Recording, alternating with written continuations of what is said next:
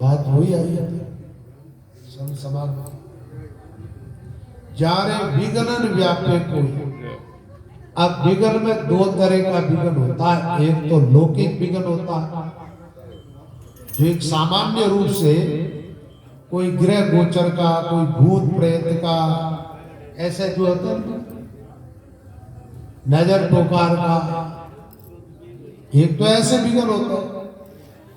एक विघ्न होता है जैसे आप साधना में चलते हैं, वहां कोई रुकावट आ गई, क्या आ गया, वहां कोई विघ्न आया, विक्षेप हुआ, हमारी साधना रुक गई, ठहर गई, हम आगे नहीं बढ़ पा।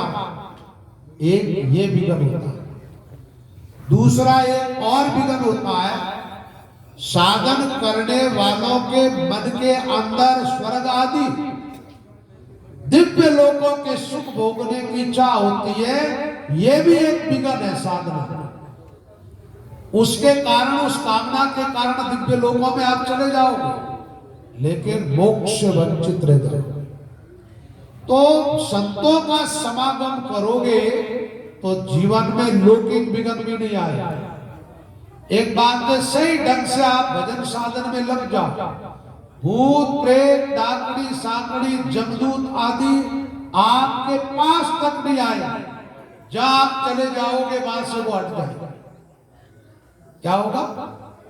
देखो, एक भजन तो वैसे मेरा ही लिखा हुआ है, जिन जिन से हम डरते सदाई उनको हमसे डराया, जम और मौत निकट नहीं आया, जम और मौत काल सब कांपे, हम डिग कोई नहीं आया। पहले हम डरते थे। एक बात है, भूत से प्रेत से आपके जैसे हम थे, लेकिन जब महापुरुषों की शरण में गए, भजन साधन में लगे, अब न कोई भूत का डर लगता है, न कोई प्रेत का, न कोई डाकनी, न कोई साकनी, न कोई ग्रह, न गोचर, न कोई तंत्र, न मंत्र वालों का डर लगता है, किसी का नहीं। तो राम जी की शरण में जाओगे, निर्भय हो जाओ, कोई किसी प्रकार का विघ्न नहीं आएगा। तो महात्मा कहते 68 तीर्थ संतों के चरणों सर्व देवता लाभ।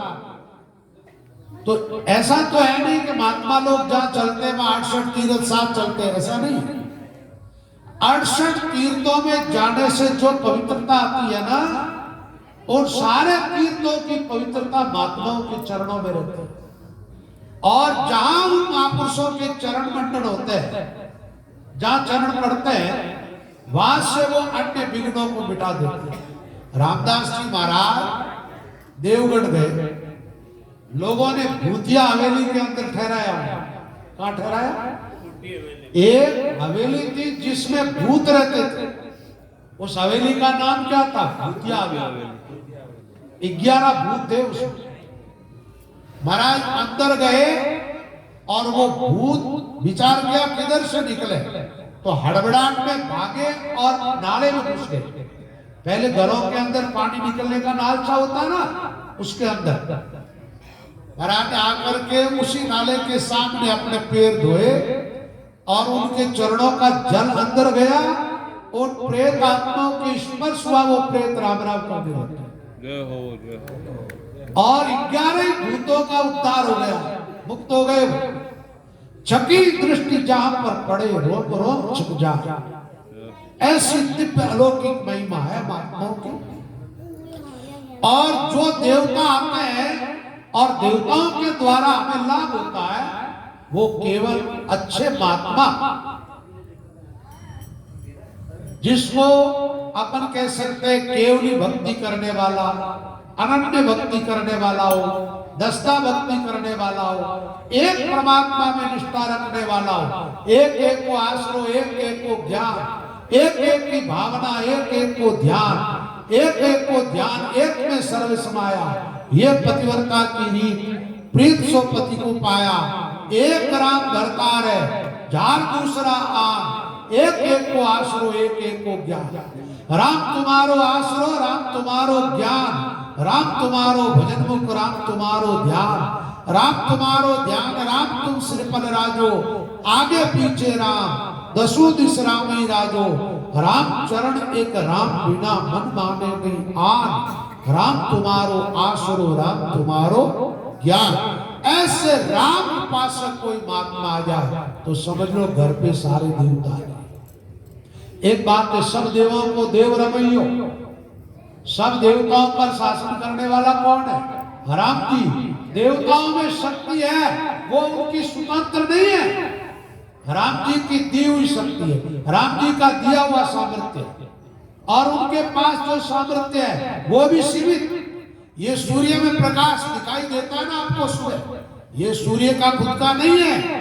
भगवान कहते हैं यदादित्य गतम तेजो जगद भास्यते अखिलम यचंद्रवसी यचाग्नो तत्तेजो विधिमामकम्। जो सूर्य सारे ब्रह्मांड को प्रकाशित करता है वो तेज उसको मेरा दिया हुआ है। किसका? राम जी का। तो भाई वो राम जी जिस महापुरुष के भीतर प्रकट है, उस राम से वो ओतप्रोत है, अरस परस। ऐसा दिव्य महापुरुष कोई आ जाए तो समझो कि सारे देवता वहां पर है। अच्छा एक बात और बता दो, दुनिया सब देवताओं को पूछती है, किसी आदमी मर गया उसको जिंदा कर सकते देवता? नहीं कर सकते। अच्छा आपकी आंख जैसी बनाई भगवान ने, ऐसी आंख कोई देवता बना के दे सकता? नहीं दे सकता। लेकिन महात्माओं का जीवन आप देखोगे, कितने महात्मा ऐसे हो गए। अभी अभी थोड़े वर्षों पहले गुलाबदास जी महाराज हो गए, जो बलराम दास जी महाराज को भरमों को जिंदा किया, जिंदे करके संत बना दिया। रामचंद्र जी महाराज के जीवन काल में 2 मुर्दों को जिंदा करके चेले बना दिए और भजन में लगा दिया। दूसरी बात, विज्ञान से तो महान है ही महात्मा। दुनिया में ऐसा कोई शख्स पैदा नहीं हुआ जो आत्मा को देख ले, अपनी आत्मा और दूसरे की आत्मा या परमात्मा। महात्माओं ने देखा, शुक्रांत महाराज के भाई की आत्मा कहां जाके जन्म ली? अरे भाई आत्मा का तो कोई आकार नहीं होता, शरीर बदलने बाद शरीर बदल कर पहचान किसकी है? लेकिन उन महापुरुषों के पास ऐसी दृष्टि थी, वो दृष्टि आत्म दृष्टि, वो सुरता वाली नहीं है और दिव्य दृष्टि भी नहीं है। वो आप कई बार इस भ्रांति में भी रह जाते हैं कि दिव्य दृष्टि तो व्यास जी ने संजय को दे दी थी। संजय कौन सा महापुरुष थोड़ा ही था, लेकिन वो दिव्य दृष्टि से महाभारत की घटना को देख सकता, सुन सकता, लेकिन क्या उसके आत्मा को देखा? परमात्मा को? ये अलौकिकता केवल और केवल महात्माओं के पास है। इसलिए संतों का महत्व ज्यादा, संतों की महिमा शास्त्रों में सबसे ज्यादा। 68 तीरथ संता चरण सर्व देवता लारे, राम निरंजन राय पधारे साधु आवत द्वारे, दिन जाने संत समागम हुई। फिर कहा साधु राम तो एक ही कहिए, या विचंतर नहीं। दर्शन किया सभी अग भागे। अग किसको कहते हैं? पाप। सभी अग, सब तरह के बड़े छोटे सब पाप खत्म हो जाते। अच्छे महात्मा का सत्संग कर लो, उनके चरणों का स्पर्श या उनके चरण रंज का स्पर्श या उनका चरणामृत या उनकी दिव्य वाणी सुनने को मिल जाए, आपके जीवन में चाहे इस जन्म के पाप हो, चाहे कितने जन्मों के कितने बड़े पाप क्यों हो, सब नष्ट हो जाएगा। ये पक्का। एक जन्म के पाप साधु सुनती जावे, दर्शन करती खेम जन्म शोकेज मिटा, 100 जन्मों के पाप।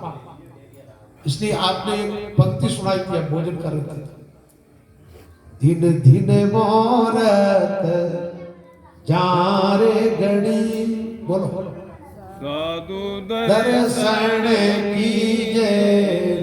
इसका भाव क्या? पाप ताप मिट जाते हैं, हरि अमृत पीजे। इस भजन की पंक्तियों में आगे क्या है? अगति जीव की गति करे, हरि नाम सुनावे, ऐसे हरि के साधुआ सब विघ्न मिटाता। महिमा गोविंद साध की कहता पार न आवे, राम चरण हरि जना हरि मान मिला। एक बात है, राम जी चाह करके जीवात्मा को मोक्ष प्रदान नहीं कर सकते। करते तो राम जी तो सब जगह है, राम जी के लिए तो कहा गया यो मां पश्यति सर्वत्र सर्वं च मयि पश्यति तस्याहं न प्रणश्यामि स च मैं न प्रणश्यति बाहिरंतश्च भूतानां अचरं चरमेव च।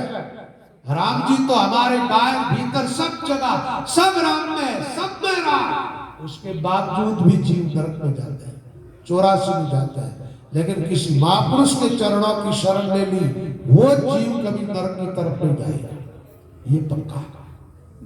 आज पहले जिन जिन जीवों को नरक से और 84 से और जन्म मरण से छुड़ाया तो संतों ने छुड़ाया और किसी ने नहीं। इसलिए संतदास जी महाराज ने तो कहा है राम रचिया जीव संतदास 84 को और गुरु का रचिया राम भज हंसते राम को और मिल जाते राम। राम की रची हुई सृष्टि है, उसमें संत विलक्षण है। सुखराम जी महाराज ने तो कहा कहां पार्षदों को ढूंढोगे, इस मृत्यु लोक में तो संत ही पार्षद, वही तो पार्षद होते हैं जो राम जी से मिलाते, और राम से मिलाने वाले कौन है? संत।